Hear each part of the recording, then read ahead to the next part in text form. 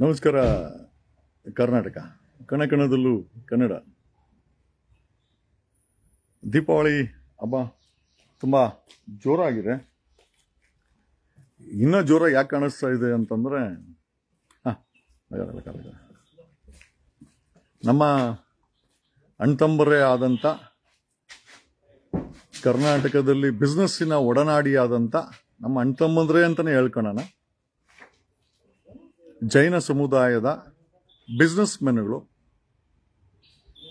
ಒಟ್ಟಿಗೆ ದೀಪಾವಳಿ ಹಬ್ಬಕ್ಕೆ 186 ಐಷಾರಾಮಿ ಕಾರು. ಐಷಾರಾಮಿ ಕಾರ್ ಅಂತಂದರೆ ಇನೋವಾ, ಫಾರ್ಚುನರು, ಸ್ಕಾರ್ಪಿಯೋ ಅಲ್ಲ. ಐಷಾರಾಮಿ ಕಾರ್ ಅಂದರೆ BMW, ಬೆನ್ಸ್, ಆಡಿ. 186 ಐಷಾರಾಮಿ ಕಾರುಗಳನ್ನು ನಮ್ಮ ಅಣ್ತಮ್ಮಂದ್ರೆ ಆದಂತ, ನಾನು ಪದಗಳನ್ನು ಬಳಸ್ತೀನಿ. ಕುವೆಂಪು ಹೇಳಿದ್ದಾರೆ, ಜೈ ಭಾರತ ಜನನೀಯ ತನುಜಾತೆ, ಜಯ ಹೇ ಕರ್ನಾಟಕ ಮಾತೆ, ಸರ್ವ ಜನಾಂಗದ ಶಾಂತಿಯ ತೋಟ, ರಸಿಕರ ಕಂಗಳ ಸೆಳೆಯುವ ನೋಟ, ಹಿಂದೂ, ಕ್ರೈಸ್ತ, ಮುಸಲ್ಮಾನ, ಪಾರಸಿಕ, ಜೈನರ ಉದ್ಯಾನ ಅಂತ. ನಮ್ಮ ಜೈನ ಸಮುದಾಯದ ಜೈನ ಅಣ್ತಮ್ಮಂದ್ರು, ಬಿಸ್ನೆಸ್ ಮೆನ್ಗಳು ಕರ್ನಾಟಕದಲ್ಲಿ ಅವ್ರದ್ದು ಅಸೋಸಿಯೇಷನ್ ಇದೆ. ಒಟ್ಟಾಗಿ 186 ಐಷಾರಾಮಿ ಕಾರುಗಳನ್ನು ದೀಪಾವಳಿ ಹಬ್ಬಕ್ಕೆ ಒಟ್ಟಾಗಿ ತಗೊಂಡು 21 ಕೋಟಿ ರೂಪಾಯಿ ಡಿಸ್ಕೌಂಟ್ ಅನ್ನ ಪಡೆದುಕೊಂಡಿದ್ದಾರೆ ಅಂತ ಐ ಥಿಂಕ್ ವಿಜಯ ಕರ್ನಾಟಕದಲ್ಲಿ ನೋಡಿದ್ರೆ ತುಂಬಾ ಸಂತೋಷ ಆಯ್ತು. ಖಂಡಿತ ಅವರು ನಮ್ಮ ಅಣ್ತಮ್ಮ ಅಂದ್ರೆ ತಗೊಂಡ್ಲಿ ಅಂತ. ನಾವೇನ್ ಪಾಠ ಕಲಿತಾ ಇದೀವಿ ಕನ್ನಡಿಗರು?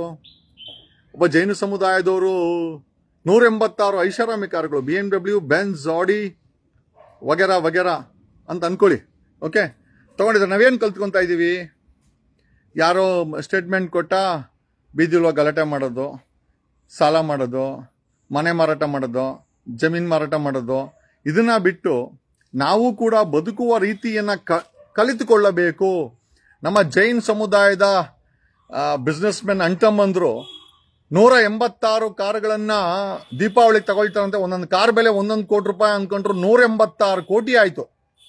ಸೊ 186 ಕೋಟಿ ರೂಪಾಯಿಂದ ಬರೀ ಕಾರುಗಳನ್ನ ತಗೊಂಡ್ರು ಅಂತ ನಮ್ಮ ಜೈನ ಸಮುದಾಯದವರು ಕರ್ನಾಟಕದ ಕನ್ನಡಿಗರಲ್ಲಿ ಆಸೆಯನ್ನ ಬಿತ್ತಿದ್ದಾರೆ. ನಾವು ಕಲಿಯೋದಿದೆ. ಏನ್ ಕಲ್ತಿದ್ದೀವಿ ಕನ್ನಡಿಗರು? ಬರೀ ಬೈದಾಡ್ಕೊಂಡು, ಸಾಲ ಮಾಡ್ಕೊಂಡು, ಓಟ್ ಹಾಕೊಂಡು, ಬೀದಿನಲ್ಲಿ ಜಗಳ ಮಾಡ್ಕೊಂಡು, ಆಯ್ತಾ, ಹಾಳಾಗೋಗಿ ಇದ್ದೀರಾ. ನೋಡಿ, ಅವ್ರು ನೋಡಿ, ಕೆಟ್ಟ ವಿಚಾರಗಳು ಯಾವುದಕ್ಕೂ ಬರಲ್ಲ. ಆರಾಮಾಗಿ ಬಿಸ್ನೆಸ್ ಮಾಡಿಕೊಂಡು, ಬಿಸ್ನೆಸ್ ಅಲ್ಲಿ ದುಡ್ದಿದ್ದ ಹಣದಲ್ಲಿ 186 ಕೋಟಿ ವೆಚ್ಚದಲ್ಲಿ 186 ಐಷಾರಾಮಿ ಕಾರುಗಳನ್ನ ತಗೊಂಡು ಜೈನ ಸಮುದಾಯ ಕರ್ನಾಟಕದಲ್ಲಿ ದೀಪಾವಳಿ ಹಬ್ಬವನ್ನ ನಿಜವಾಗ್ಲೂ ಚೆನ್ನಾಗಿ ಆಚರಣೆ ಮಾಡ್ತಾ ಇದೆ. ನಾವು ಕೂಡ ಅವರಿಗೆ ಶುಭಾಶಯನ್ನ ಕೋರ್ತೇವೆ. ಯಾಕಂದ್ರೆ ನಮ್ಮ ಅಣ್ತಮ್ಮಂದ್ರೆ ತಗೊಂಡ್ರದು ಚೆನ್ನಾಗಿರ್ಲಿ. ಇನ್ನ ಒಂದು 500 ಕಾರ್ ತಗೊಂಡ್ಲಿ. ನಮ್ಮ ಧರ್ಮಸ್ಥಳದ ವೀರೇಂದ್ರ ಜೈನ್ ಅವರ ಆಶೀರ್ವಾದನೂ ಇರ್ಲಿ. ಯಾಕಂದ್ರೆ ಜೈನ ಸಮುದಾಯಕ್ಕೆ ಅವ್ರದ್ದು ಕೂಡ ತುಂಬಾ ದೊಡ್ಡ ಕೊಡುಗೆ ಇದೆ. ಖುಷಿ ಆಗುತ್ತೆ ರೀ. 186 ಕಾರ್ ತಗೊಂಡ್ರು, 186 ಕೋಟಿ ಕೊಟ್ಟು ಅಂತ. ನಮ್ಮಲ್ಲೂ ಕೆಲವು ಕೋತಿಗಳು ಬರೀ ಕಮೆಂಟ್ಗಳಿಗೆ ಸೀಮಿತ, ಬರೀ ಬೇರೆಯವ್ರನ್ನ ಆಡ್ಕೊಳೋದಕ್ಕೆ ಸೀಮಿತ, ಹಾಳಾಗೋಗೋದಕ್ಕೆ ಸೀಮಿತ, ಸಾಲ ಮಾಡೋದಕ್ಕೆ ಸೀಮಿತ, EMI ಕಟ್ಟೋದಕ್ಕೆ ಸಮೇತ, ಬರೀ ಇದಕ್ಕೆ ಸೀಮಿತವಾಗಿರುವಂತ ಕನ್ನಡಿಗರು, ಜೈನ ಸಮುದಾಯದ ಬಿಸ್ನೆಸ್ ಮೆನ್ಗಳು ತಗೊಂಡ್ರು ಅಂತ 180 ಕಾರನ್ನ ನೋಡಿ ಕಲಿಯೋದು ತುಂಬಾ ಇದೆ. ಏನೋ this is what I want to tell. Economically, ಆರ್ಥಿಕವಾಗಿ ನಾವೆಲ್ಲ ಬೆಳಿಬೇಕು, ತುಂಬಾ ಇಂಪಾರ್ಟೆಂಟ್. ನಾನು ನಮ್ಮ ಸಾಕಾನಗರ ಕೊಡಗೇಳಿನಿರುವಂತ ಫಾರ್ಮ್ ಹೌಸ್ ಹತ್ರ ನಿಂತ್ಕೊಂಡು ಮಾತಾಡಿದ್ದು. ನಮ್ದೇ ಫಾರ್ಮ್ ಹೌಸ್. ನೆನೆ ನಮ್ಮ ಫಾರ್ಮ್ ಹೌಸ್ ಅಲ್ಲೇ ನಿಂತ್ಕೊಂಡಿದ್ದೀನಿ. ನಮ್ಮ ಫಾರ್ಮ್ ಹೌಸ್ ನೋಡಿ, ನಮ್ಮ ಫಾರ್ಮ್ ಹೌಸ್ 1.25 ಎಕರೆ ಮಡಿಕೊಂಡಿದ್ದೀನಿ. 1.25 ಎಕರೆ ನಮ್ಮ ತಾತ ಅಜ್ಜಿ ಮಾಡಿರೋದು. ನಾನೇನು ಸಂಪಾದನೆ ಮಾಡಿಲ್ಲ, ನಮ್ಮ ಅಜ್ಜಿ ತಾತ ಮಾಡಿರೋದು. ದೊಡ್ಡರಪ್ಪ ಅಂತ ನಮ್ಮ ತಾತ, ಬಚ್ಚಮ್ಮ ಅಂತ ನಮ್ಮ ಅಜ್ಜಿ, ನಮ್ಮ ತಂದೆ ನಾರಾಯಣ ಸ್ವಾಮಿ, ಸುಶೀಲಮ್ಮ, ಇವ್ರ ಆಶೀರ್ವಾದದ 1.25 ಎಕರೆ ಮಡ್ಕೊಂಡಿದ್ದೀನಿ. ಫಾರ್ಮ್ ಹೌಸ್ ಕೊಡಗೇಳಿನಲ್ಲಿ ಕಳ್ಳನ್ ಕೊಟ್ಟರು ಒಂದು 100 ಕೋಟಿ ರೂಪಾಯಿ ಆಸ್ತಿಯನ್ನು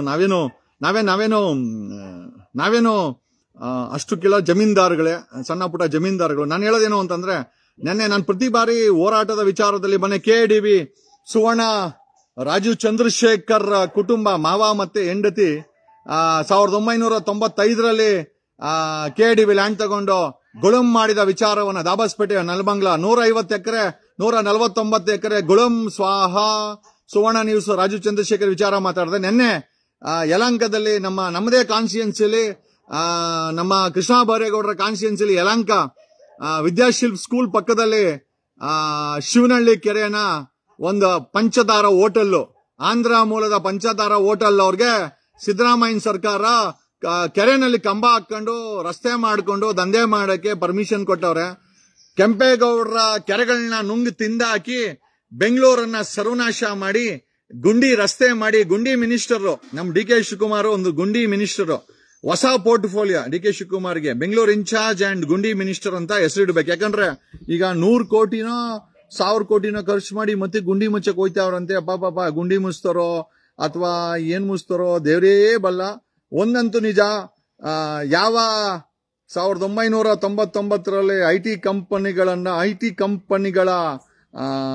ಕಂಪನಿಗಳು ಬೆಂಗಳೂರಲ್ಲಿ ಶುರುವಾದವು. 30 ವರ್ಷ ಆಯ್ತ್ರಿ. 2029ಕ್ಕೆ 30 ವರ್ಷ ಆಗತ್ತೆ.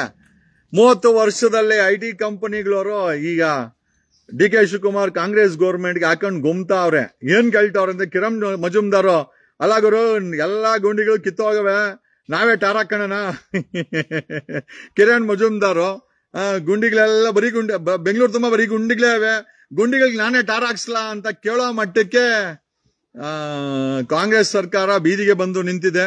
ಅಭಿವೃದ್ಧಿ ಅನ್ನೋ ಹೆಸರಲ್ಲಿ ಬೆಂಗಳೂರಿನ ಪರಿಸರವನ್ನ ನಾಶ ಮಾಡಿದಂತ ಕೀರ್ತಿ 3 ಪಕ್ಷಗಳಿಗೆ ಸೇರುತ್ತೆ.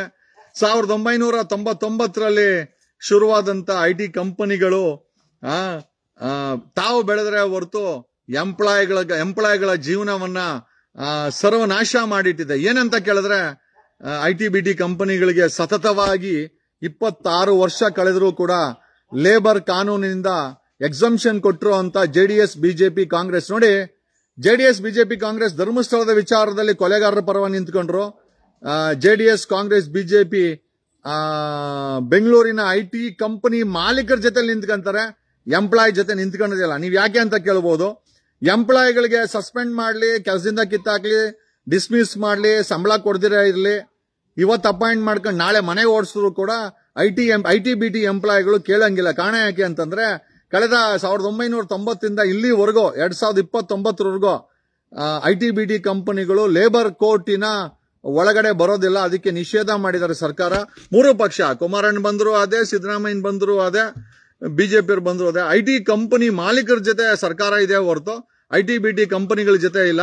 ಈಗ IT-BT ಕಂಪನಿಯ ಮಾಲಕಿಯಾದಂತ ಕಿರಣ್ ಮಜುಮ್ದಾರ್ ಅವರು ಡಿ ಕೆ ಶಿವಕುಮಾರ್ ಕೇಳ್ತಿರೋದನ್ನ, ಏನ್ ಗುರು ನೀನ್ ರಸ್ತೆ ಎಲ್ಲಾ ಕಿತ್ತೋಗಿದೆ ಗುರು, ನಾನೇ ಟಾರ ಕಂಡ್ಲ ಅನ್ನೋ ಮಟ್ಟಕ್ಕೆ ಬಂದಿದೆ. ಈಗ ಲಟಿ-ಪಿಟಿ ಶುರುವಾಗಿದೆ.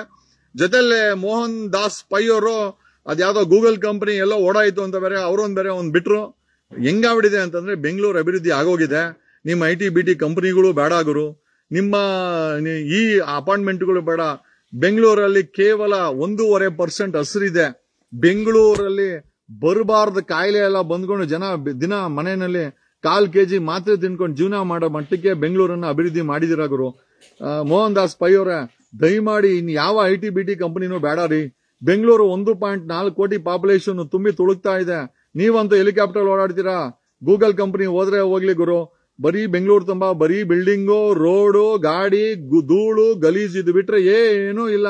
ಯಾವ IT-BT ಕಂಪನಿನೂ ಹೋಗ್ಲಿ. ಬಟ್ ಈ IT-BT ಮಾಲೀಕರು ಈ ನಮ್ಮ ಕಾಂಗ್ರೆಸ್ ಸರ್ಕಾರ ಮತ್ತೆ ಗುಂಡಿ ಮಿನಿಸ್ಟರ್ ಡಿ ಕೆ ಶಿವಕುಮಾರ್ ಬಲೆ ಗೋಳಿಕೊಂತವ್ರೆ. ಏನಪ್ಪಾ ನಾವೇ ಪ್ಯಾಚ್ ಹಾಕೋಣ ನಾವೇ ಅಂತ ಆ ಮಟ್ಟಕ್ಕೆ ಇದೆ. ಇದೇ IT-BT ಕಂಪನಿಗಳವ್ರಿಗೆ ಏನೋ ಲೇಬರ್ ಕಾನೂನಿಂದ ಮುಕ್ತಿ ಕೊಟ್ಟಿರುವಂತ JDS BJP ಕಾಂಗ್ರೆಸ್. ಇದೇ IT-BT ಕಂಪನಿನಲ್ಲಿ ಕನ್ನಡಿಗರಿಗೆ ರಿಸರ್ವೇಶನ್ ಅಂತಂದ್ರೆ ಕೊನೆ ಮೂಮೆಂಟ್ ಅಲ್ಲಿ ಇದೇ ಕಾಂಗ್ರೆಸ್ ಸರ್ಕಾರ ಕಾನೂನು ಮಾಡಬೇಕಾದ್ರೆ ಎಷ್ಟು ಮಟ್ಟಿಗೆ ಮಾಫಿಯಾ ಇದೆ IT-BT ಕಂಪನಿಗಳ ಮಾಲೀಕರದು ಅಂತಂದ್ರೆ, ಈ ಕಾಂಗ್ರೆಸ್ ಸರ್ಕಾರದ ಕೈಯಲ್ಲಿ ರಿಸರ್ವೇಶನ್ ಅನ್ನ, ಕನ್ನಡಿಗರಿಗೆ ಕೊಟ್ಟಿದ್ದಂತ ರಿಸರ್ವೇಶನ್ ಅನ್ನ ಕೈ ಬಿಡಿಸಿದ್ರು. ಅಷ್ಟರ ಮಟ್ಟಿಗೆ ಪವರ್ಫುಲ್ ಆಗಿದ್ದಾರೆ. ಈಗ ತ್ಯಾಪೆ ನಾವೇ ಹಾಕ್ತೀನಿ ಅಂತವ್ರೆ. ತ್ಯಾಪೆ ಇವ್ರು ಹಾಕ್ಬೇಕಾದ್ದು, ನಿಜವಾಗ್ಲೂ ಇವ್ರು ತ್ಯಾಪೆ ಹಾಕ್ಬೇಕಾದ್ದು IT-BT ಎಂಪ್ಲಾಯಿಗಳ ಜೀವನ. ಆ ಫ್ಯಾಮಿಲಿ ಕೋರ್ಟ್ ಅಲ್ಲಿ IT-BT ಕಂಪನಿಗಳು most of them are divorce ತಗೊಂಡು ಅವ್ರ ಜೀವನವನ್ನ ನಾಶ ಮಾಡ್ಕೊಂತ ಇದ್ದಾರೆ. ಅವ್ರಿಗೆ ಕಿರುಕುಳ, ನೆಟ್ಟಿಗೆ ಸಂಬಳ ಕೊಡಲ್ಲ. ಇವತ್ತು ಅಪಾಯಿಂಟ್ ಮಾಡ್ಕೊಳ್ಳೋದು, ನಾಳೆ ಮನೆಗೆ ಓಡಿಸೋದು. IT-BT ಕಂಪನಿಗಳ ಎಂಪ್ಲಾಯಿಗಳಿಗೆ ಲೇಬರ್ ಕೋರ್ಟ್ ಅಲ್ಲಿ ಹೋಗಿ ಕೇಸ್ ಹಾಕೋಣ ಒಂದು ಕಾನೂನು ಕೂಡ ಕಿತ್ತಾಕ್ಬಿಟ್ಟಿದೆ ಇದೇ ಬಿಜೆಪಿ JDS ಕಾಂಗ್ರೆಸ್ ಅಂತ ಹೇಳುತ್ತಾ, ನೆನೆ ಇದು ನಮ್ಮ ಫಾರ್ಮ್ ಹೌಸ್ ವಿರೂಪಾಕ್ಷಪುರದಲ್ಲಿ ಮಡ್ಕೊಂಡಿದೀವಿ, 1.25 ಎಕರೆ ಮಡ್ಕೊಂಡಿದೀವಿ. ನಾನು ಕೂಡ ಜಮೀನ್ದಾರ ಅಂತ ಹೇಳ್ಕೊಳಕ್ಕೆ ಖಾಲಿ ಇರೋ ಫಾರ್ಮ್ ಹೌಸ್ ನಮ್ದೇ, ಆರಾಮಾಗಿ ಅಪಾರ್ಟ್ಮೆಂಟ್ ಕೊಟ್ಟು ಒಂದು ಒಳ್ಳೆ ಕಾಸು ಮಾಡ್ಕೊಬೋದು. ಬಟ್ ನನಗೆ ಅಪಾರ್ಟ್ಮೆಂಟ್ ಕಟ್ಟಕ್ಕೆ ಇಷ್ಟ ಇಲ್ಲ. ಯಾಕೆ ಅಂತಂದ್ರೆ ರೈತರು ಅಂತ ಹೇಳ್ಕೊಳಕ್ಕೆ ನಮ್ಗೆ ಏನಾದ್ರು ಒಂದು ಬೇಕು ಅಂತ ಹೇಳಿ ಇದನ್ನ ಮಾಡ್ಕೊಂತ ಇದೀವಿ. ನಾನು ಇದು ಏನೋ ಶಿವನಹಳ್ಳಿ ಕೆರೆ ವಿಚಾರ ಹಾಕಿದಾಗ ಒಂದಿಬ್ಬರು ಯಾರೋ ಕಮೆಂಟ್ ಹಾಕಿದ್ರು, ದಿನ ಒಳ್ಳೆ ಸಂಪಾದನೆ ಆಗ್ತೈತೆ ಅಂತ. ನೋಡ್ರಪ್ಪ, ದಿನ ಯಾರ್ದೋ ಎಕ್ಸ್ಪೋಸ್ ಮಾಡಿ ಬ್ಲಾಕ್ ಮೇಲ್ ಮಾಡಿ ಸಂಪಾದನೆ ಮಾಡ್ಕೊಳಕ್ಕೆ ನಾನು ಹೊಲಸು ರಾಜಕಾರಣಿಗಳು ಅಲ್ಲ, ಅಥವಾ ಸುವರ್ಣ ರಾಜು ಚಂದ್ರಶೇಖರ್ ಮಾವನ್ ತರ KDB ಲ್ಯಾಂಡ್ ಅನ್ನು ಗ್ರ್ಯಾಂಡ್ ಮಾಡ್ಕೊಂಡು ಸ್ವಾಹ ಮಾಡಕ್ಕೆ ನಾನೊಬ್ಬ ಬಿಸ್ನೆಸ್ ಮೆನು ಅಲ್ಲ. ನಾನೊಬ್ಬ ಬೆಂಗಳೂರಿನ ಕೆಂಪೇಗೌಡರ DNA ಅಂತ ಹೇಳ್ಕೊಳ್ಳುವ ಇದೇ ಕೊಡಗೇಹಳ್ಳಿಯ ಒಬ್ಬ ಸಾಮಾನ್ಯ ರೈತರ ಮನೆ ಮಗ. ನಮ್ಮ ಅಪ್ಪ ಅಮ್ಮ ನಮ್ಮ ಅಜ್ಜಿ ತಾತ ಎಲ್ಲ ಬಿಟ್ಟು ಹೋಗಿದ್ದಾರೆ. ನನಗೆ ಎಂಜಲ್ ಕಾಸ್ಗೆ ಏನೋ ಡೀಲ್ಗಳ ಕಾಸ್ಗೆ ಆ ಕಾಸ್ಗೆ ಇಸ್ಕೆ ನೋಡಿ ನಮ್ಮ ಫಾರ್ಮ್ ಹೌಸ್ ಅಲ್ಲಿ ಕೂತ್ಕೊಂಡು ಮಾಡ್ತಾ ಇದ್ದೀನಿ. ಇದು ನಾನು ನಿಂತ್ಕೊಂಡ್ರೆ ಜಾಗನೂ ಕೂಡ 100 ಕೋಟಿ ರೂಪಾಯಿ. ಹಂಗಾಗಿ ನಾನು DK ಶಿವಕುಮಾರ್ ಹಂಗೆ ಹೇಳಿದ್ದೆ ಅವ್ರ ಮನೆಯಲ್ಲಿ, BMW ತಗೊಂಡ ಅಂತ ರಮೇಶ್ ಜಾರಕಿಹೊಳಿ ಕಾಸು ಕೊಟ್ಟನಂತೆ BMW ತಗೊಂಡ ಅಂತ ಹೇಳಿದಾಗೆ ಬಂದೆ ನಾನು. ಇಲ್ಲೊಂದು ಸೈಟ್ ಮಾಡಿದ್ರೆ ಅರ್ಧ ಡಜನ್ BMW ಬರ್ತದೆ. DK ಶಿವಕುಮಾರ್, ನಾನು ಇಂತರ ಕನಕಪುರದಿಂದ ಬಂದಿಲ್ಲ, ಇದೇ ಬೆಂಗಳೂರಿನ ಕೆಂಪೇಗೌಡರು ವಂಶ ಅಂತ ಹೇಳುತ್ತಾ ನಾನು ಏನಕ್ಕೆ ವಿಚಾರ ಹೇಳ್ತಾ ಇದ್ದೀನಿ ಅಂತಂದ್ರೆ, ನಾನು ಎಕ್ಸ್ಪೋಸ್ ಮಾಡಿದ ಮಾತ್ರಕ್ಕೆ ನನಗೇನು ಅದನ್ನ ರೋಲ್ ಕಾಲ್ ಮಾಡ್ಕೊಬೇಕು ಅಂತಿಲ್ಲ. ನೀವುಗಳು ನಿಮ್ಗೆ ಸೀಡ್ಸ್ ಕೆಳಗಡೆ ಇದ್ರೆ ಲೂಟಿ ಮಾಡ್ತಾರ ರಾಜಕಾರಣಿಗಳು, ಅಧಿಕಾರಿಗಳು, ಭ್ರಷ್ಟಾಚಾರ ಮಾಡ್ತಾರ ಅಧಿಕಾರಿಗಳು, ಗುಂಡಿ ಬಿಟ್ಟಿರುವ ಸರ್ಕಾರನ ಕೇಳ್ರಿ. ಅದು ಬಿಟ್ಟು ಇಲ್ಲಿ ಏನ್ ಗುರು ಏನೋ ಶಿವನಹಳ್ಳಿ ಕೆರೆ ಆಗ್ತಾ ಇದೆಯಾ, ಒಳ್ಳೆ ಗಂಟು ಬಂತ ಅಂತಂದ್ರೆ, ಅಲ್ಲ ಗುರು, ಗಂಟಿಗೂ ಭ್ರಷ್ಟಾಚಾರಿಗಳಿಗೂ ಆ ಬಕೆಟ್ಗಳಿಗೂ ನಿಮಗ್ ನಂಟೆ ಹೊರತು ನಮಗ್ ದೇವ್ರು ಕೊಟ್ಟಂಗೆ ಎಲ್ಲ ಐತೆ. ನಾನು ಅನ್ನನೇ ತಿನ್ನೋದು, ಗೊಬ್ಬರ ತಿನ್ನೋಕೆ ಹೋಗಲ್ಲ. ಸಂಪಾದನೆ ಮಾಡ್ತೀನಿ, ಫೀಸ್ ಇಸ್ಕೊಂಡು ಸೆಟ್ಲ್ಮೆಂಟ್ ಮಾಡ್ತೀನಿ, ಕಮಿಷನ್ ಇಸ್ಕೊಂಡು. ಆದ್ರೆ ಎಂಜಲ್ ಕಾಸಿಗೆ ಆಸೆ ಬೀಳುವಂತ ವ್ಯಕ್ತಿ ಅಲ್ಲ. ಅದು ನೀವು ಅರ್ಥ ಮಾಡ್ಕೊಬೇಕು. ಅರ್ಥ ಮಾಡ್ಕೊಂಡ್ರೆ ಒಳ್ಳೇದು. ನೀವುಗಳು ರಾಜಕಾರಣಿಗಳಿಗೆ, ಅಧಿಕಾರಿಗಳಿಗೆ ಬಕೆಟ್ ಹಿಡಿದು ಅಲ್ಲಿ ಲಂಚದಲ್ಲಿ ಒಂದು ಕೊಂಚು ತಿಂದು ನಿಮ್ಗೆ ಅಭ್ಯಾಸ ಇದೆ. ನಮಗೆ ಲಂಚ ತಿಂದು ಅಥವಾ ಯಾರನ್ನೋ ಬ್ಲಾಕ್ ಮೇಲ್ ಮಾಡಿ ನನಗೇನು ಅಭ್ಯಾಸ ಇಲ್ಲ, ನನಗೇನು ಅವಶ್ಯಕತೆನೂ ಇಲ್ಲ. ಬೆಳಗ್ಗೆ ಒಂದು ಪೋಸ್ಟ್ ಹಾಕಿದ್ದೆ ನಮ್ಮ ನಿರ್ಮಲಾನಂದ ಸ್ವಾಮೀಜಿ ಅವ್ರ ಬಗ್ಗೆ. ನಿರ್ಮಲಾನಂದ ಸ್ವಾಮೀಜಿ ಅವರು ಒಂದು ವರ್ಷಗಳ ಹಿಂದೆ ಅಮೆರಿಕದಲ್ಲಿ ಹೋದಾಗ ಒಂದು ಪ್ರೈವೇಟ್ ನ್ಯೂಸ್ ಚಾನೆಲಿನ ಐ ಥಿಂಕ್ ಎಡಿಟರ್ಗೆ ಫೋನ್ ಮಾಡಿ ಮಠದ ವಿಚಾರದಲ್ಲಿ ಜೊತೆಲಿ ನಿಂತ್ಕೊಳ್ಬೇಕು ಅಂತ ಹೇಳಿ ಆದೇಶ ಮಾಡಿದ್ರು. ನಾನು ಅವ್ರು ಕೊಟ್ಟ ಮಾತಿಗೆ ನಾನು ನಿಂತ್ಕೊಂಡೆ. ಬಟ್ ಅದೇ ನಿರ್ಮಲಾನಂದ ಸ್ವಾಮೀಜಿ ಅವರು ಮೊನ್ನೆ ಈ DK ಶಿವಕುಮಾರ್ ನನ್ನನ್ನು ಬಳಸ್ಕೊಂಡು ಮೊನ್ನೆ ಒಂದು ಸುಳ್ಳು ಕೇಸಲ್ಲಿ ಯಾವಾಗ ಹೊಡೆದಿರ್ಸಿದ್ರು, ಆ ಕೇಸಲ್ಲಿ ನಿರ್ಮಲಾನಂದ ಸ್ವಾಮೀಜಿಗಳು ಕೂಡ ಈ ಒಂದು ನನ್ನನ್ನ ಜೈಲಿಗೆ ಕಳಿಸೋ ಕಾರ್ಯಕ್ರಮದಲ್ಲಿ ಪಾಲಿದೆ ಅಂತ ಕೇಳಿ ತುಂಬಾ ಮನಸ್ಸಿಗೆ ನೋವಾಯ್ತು. ಪೂಜ್ಯರು ಈ ರೀತಿ DK ಶಿವಕುಮಾರ್ ರೇಡ್ ಆದಾಗ ಏನೋ ಅವ್ರ ಜೊತೆಲಿ ನಿಂತ್ಕೊಳ್ಳೋದು, ನಾವು ಈ ಸಮುದಾಯದಲ್ಲಿ ಆರ್ಥಿಕವಾಗಿ ಕೆಳಗಡೆ ಇರೋರ ಮೇಲೆ ಜೈಲಿಗೆ ಕಳಿಸುವಂತ ಕಾರ್ಯಕ್ರಮ ಮಾಡ್ತಾ ಇರೋದು ನಿಜವಾಗ್ಲೂ ನಮ್ಗೆ ತುಂಬಾ ನೋವಾಗಿದೆ. ಶ್ರೀ ನಿರ್ಮಲಾನಂದ ಸ್ವಾಮೀಜಿಗಳೇ, ಆ ಜೊತೆನಲ್ಲಿ ಇವನನ್ನ ಪ್ರಕಾಶನ್ ಬೇರೆ ಮಾಡ್ಕೊಂಡಿದ್ರೆ, ಅವ್ನ ಪ್ರಕಾಶ ಸ್ವಾಮೀಜಿ ಅಂತ ಹೇಳ್ಕೊಂಡು ಆ ಬಿಳೆ ಬಟ್ಟೆ ಹಾಕೊಂಡು ರಿಯಲ್ ಎಸ್ಟೇಟ್ ಅದು ಇದು ಎಲ್ಲಾ ಕಡೆ ಅವನು ಇನ್ವೆಸ್ಟ್ ಮಾಡ್ಕೊಂಡು ಬಾಳೆಲ್ಲ ಬಾಳ್ತಾವನೆ. ಇಡೀ ಮಠನ ಅವನೇ ಅಂತ ಕಂಟ್ರೋಲ್ ಮಾಡ್ತಾ ಇರೋದು. ನಮ್ಮಂತ ಹೋರಾಟಗಾರರಿಗೆ ಮಠಾಧೀಶರಿಂದ ಯಾವುದೇ ಸಪೋರ್ಟ್ ಇಲ್ಲ ಅಂದ್ರೂ ಪರವಾಗಿಲ್ಲ.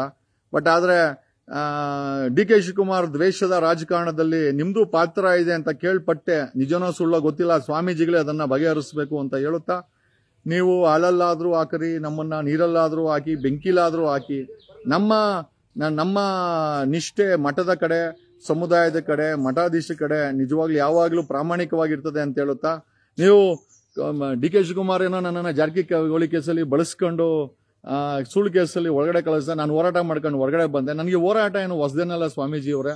ಬಟ್ ಆದ್ರೂ ನೀವು ಅಮೆರಿಕಾಯಿಂದ ಫೋನ್ ಮಾಡಿ, ಯಾರಿಗೆ ಫೋನ್ ಮಾಡಿದ್ರಿ 1 ವರ್ಷದ ಹಿಂದೆ, ಏನ್ ಆದೇಶ ಮಾಡಿದ್ರಿ, ನಾವ್ ಹೆಂಗ್ ನಡ್ಕೊಂಡ್ರೆ ನಿಮ್ಮ ಹತ್ರ ಬಂದು ನಾನು ತಿಂದಿದ್ದು ಬರೀ ನಿಮ್ ಜೊತೆಲಿ ಒಂಚೂರು ಊಟ ಮಾಡಿರ್ಬೋದು ಬಿಟ್ರೆ ನಾನು ಯಾವುದೇ ಅಪೇಕ್ಷೆ ನಿಮ್ ಇಟ್ಕೊಂಡಿರ್ಲಿಲ್ಲ.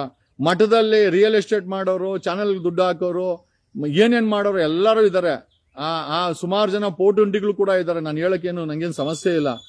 ಆ ಜಾಗದಲ್ಲಿ ನಾವೇನು ನಿಮ್ಮನ್ನ ಅಪೇಕ್ಷೆ ಪಡದೆ ನಾವು ನಿಮ್ ಜೀವಾಗ್ಲೂ ಮಠಕ್ಕೆ ನಿಷ್ಠೆ ಆಗಿದ್ದೆ ತಪ್ಪಾಯ್ತಾ ಅಂತ ಕೇಳುತ್ತಾ, ನನಗೆ ಬೇಜಾರಾಗಿರೋದೇನೋ ಅಂತಂದ್ರೆ, ನಿರ್ಮಲಾನಂದ ಸ್ವಾಮೀಜಿಗಳು ಈ ರೀತಿ ಮಾಡ್ತಾರೆ ಅಂತ ನಾನು ಕನಸು ಮನಸ್ಸಲ್ಲೂ ಅಂತ ಅನ್ಕೊಂಡಿರ್ಲಿಲ್ಲ. ನಿಮ್ಮ ಹೆಸರು ನನ್ನ ಕಿವಿಗೆ ಬಂತು. ಹಾಗಾಗಿ ನಾನು ಸಾರ್ವಜನಿಕವಾಗಿ ನಿಮ್ಮನ್ನ ಪ್ರಶ್ನೆ ಮಾಡ್ತಾ ಇದ್ದೀನಿ. ಸಮುದಾಯ ಅಂತಂದ್ರೆ DK ಶಿವಕುಮಾರು, ಕುಮಾರಸ್ವಾಮಿ, ಅಶೋಕ್, OT ರವಿ ಇಂಥವ್ರೇನಾ? ನಮ್ಮಂತ ಧ್ವನಿ ಮಾಡುವಂತವ್ರು ಸಮುದಾಯಕ್ಕೆ, ಮಠಕ್ಕೆ, ಮಠಾಧೀಶರಿಗೆ ಲೆಕ್ಕ ಇಲ್ವಾ? ಗೊತ್ತಿಲ್ಲ ಸ್ವಾಮೀಜಿಗಳು. ದೊಡ್ಡ ಮಾತು ಸಣ್ಣ ಬಾಯಿ ಆದ್ರೂ ಕೂಡ ಸತ್ಯವನ್ನ ನುಡಿತಾ ಇದ್ದೀನಿ. ಈ ವಿಚಾರ ಕೇಳಿದಾಗ ತುಂಬಾ ಬೇಜಾರಾಯ್ತು ಸ್ವಾಮಿಗಳೇ. ನಿಮ್ಮಿಂದ ನಾನೇನು ಅಪೇಕ್ಷೆ ಪಟ್ಟಿಲ್ಲ. ಆಮೇಲೆ ಮಠದಿಂದನೂ ಅಪೇಕ್ಷೆ ಪಟ್ಟಿಲ್ಲ. ಮಠದಣ ರಿಯಲ್ ಎಸ್ಟೇಟ್ಗೆ ಹೋಗ್ತಾ ಇದೆಯಾ, ಪ್ರಕಾಶನ್ ತಗೊಂಡಾಗ ಆಗ್ತಾವನೆ. ಆ ಪ್ರಕಾಶನ್ನ ಇಡೀ ಮಠದ ಆಡಳಿತಕ್ಕೆ ಬಿಟ್ಟಿದ್ದೀರಾ. ನಾನೊಂದು ಸಣ್ಣ ಕೆಲಸ ಕೇಳಿದೆ, ಸ್ವಾಮಿ ನಾನು ಮಠದಲ್ಲಿ ಒಂದು ಸಣ್ಣ ಪುಟ್ಟ ಸೇವೆ ಮಾಡ್ತೀನಿ, ನನಗೂ ಒಂದು ಯಾವ್ದಾನ ಒಂದು ಸಂಬಳ ಗಿಂಬಳ ಕೊಡಿ ಅಂತ. ನೀವು ತಲೆನೇ ಕೆಡಿಸ್ಕೊಂಡಿಲ್ಲ. ಮಠದಲ್ಲಿ ಯಾವ್ದಾದ್ರು ಸೇವೆಗಳಿದ್ರೆ ನಾನು ಮಾಡ್ತಿದ್ದೆ, ನೀವು ಮಾಡಕ್ ಬಿಡ್ಲೂ ಇಲ್ಲ. ಮೋಸ್ಟ್ಲಿ ಒತ್ತಡ ಅನ್ಸುತ್ತೆ ಸ್ವಾಮೀಜಿಗಳಿಗೆ, ಜಗದೀಶನ್ನ ಮಠಕ್ಕೆ ಸೇರಿಕೆ ಮಾಡಿ ಅಂತ. ಬೇಡ, ನೀವೆಲ್ಲ ಕುಮಾರಸ್ವಾಮಿ ಅಂತವ್ರನ್ನ, ಡಿ ಕೆ ಶಿವಕುಮಾರ್ ಅಂತವ್ರನ್ನ, OT ರವಿ ಅಂತವ್ರನ್ನ, ಇಂಥವ್ರನ್ನೇ ಮಡ್ಕೊಳ್ಳಿ. ನಮ್ಮಂತವ್ರು ಯಾರು ಮಠಕ್ಕೆ ಬೇಡ. ಬಟ್ ನನ್ನನ್ನ ಒಳಗಡೆ ಕಳ್ಸೋದ್ರಲ್ಲಿ ಡಿ ಕೆ ಶಿವಕುಮಾರ್ ಪಾತ್ರ ಇರೋದು ಗೊತ್ತಿತ್ತು. ಬಟ್ ಆದ್ರೆ ಸ್ವಾಮೀಜಿಗಳು ಕೂಡ ಇದರಲ್ಲಿ ಇದ್ದಾರೆ ಅಂತ ಕೇಳಿದಾಗ ಸ್ವಲ್ಪ ಯಾಕೋ ಮನ್ಸಿಗೆ ನೋವಾಯ್ತು. ಅದಕ್ಕೆ ನಾವಂತೀವಿ, ಹಾಲಲ್ಲಾದರೂ ಹಾಕು, ನೀರಲ್ಲಾದರೂ ಹಾಕು ರಾಘವೇಂದ್ರ, ಹಾಲಲ್ಲಿ ಕೆನೆಯಾಗಿ ನೀರಲ್ಲಿ ಮೀನಾಗಿ ಹಾಯಾಗಿರುವೆ ರಾಘವೇಂದ್ರ, ಎಲ್ಲಿದ್ದರೇನು ನಾ, ಹೇಗಿದ್ದರೇನು ನಾ Raghavendra. Thank you Karnataka. Happy Deepavali ಹಬ್ಬದ ಹಾರ್ದಿಕ ಶುಭಾಶಯಗಳನ್ನು ಹೇಳುತ್ತಾ, ಓಕೆ, ನನಗೂ ಒಂದು ಆಸೆ ಇದೆ. ಕರ್ನಾಟಕದ ನಮ್ಮ ಸಾಮಾನ್ಯ ಜನ ಐಷಾರಾಮಿ ಕಾರ್ ತಗೊಬೇಕು. ನಮ್ಮ ರೈತರು, ಕರ್ನಾಟಕದ ಅನ್ನ ಹಾಕೋರು ರೈತರು BMW ಕಾರಲ್ಲಿ ಓಡಾಡಬೇಕು. ಆ ಸುವರ್ಣ ಯುಗವನ್ನು ನಾನು ನೋಡಬೇಕು ಅಂತ ಆಸೆ ಪಡ್ತಾ ಇದ್ದೀನಿ. ಯಾವತ್ತನೋ ಒಂದು ದಿವಸ ನಿಜ ಆಗುತ್ತೆ. ಇವತ್ತು ನಮ್ಮ ಜೈನ ಸಮುದಾಯದ ಅಣ್ತಮ್ಮಂದ್ರು 186 ಐಷಾರಾಮಿ BMW, ಬೆನ್ಸ್, ಆಡಿ ಕಾರುಗಳನ್ನ ತಗೊಂಡಿದ್ದಾರೆ. ಅವರಿಗೆ ಶುಭಾಶಯಗಳನ್ನ ತಿಳಿಸುತ್ತಾ, ಕರ್ನಾಟಕದ ಸಾಮಾನ್ಯ ಜನ ಕೂಡ ಐಷಾರಾಮಿ ಕಾರ್ ತಗೊಂಡಂಗಾಗ್ಲಿ, ನಮ್ಮ ರೈತರು BMW ಕಾರಲ್ಲಿ ಓಡಾಡಂಗಾಗ್ಲಿ ಅಂತ ಹೇಳುತ್ತಾ ಈ ಲೈವ್ ನ ಮುಗಿಸ್ತಾ ಇದ್ದೀನಿ. ತಮ್ಮೆಲ್ಲರಿಗೂ ಧನ್ಯವಾದಗಳು. ಕಣದಲ್ಲೂ ಕನ್ನಡ. ಧನ್ಯವಾದಗಳು. ಥ್ಯಾಂಕ್ಸ್.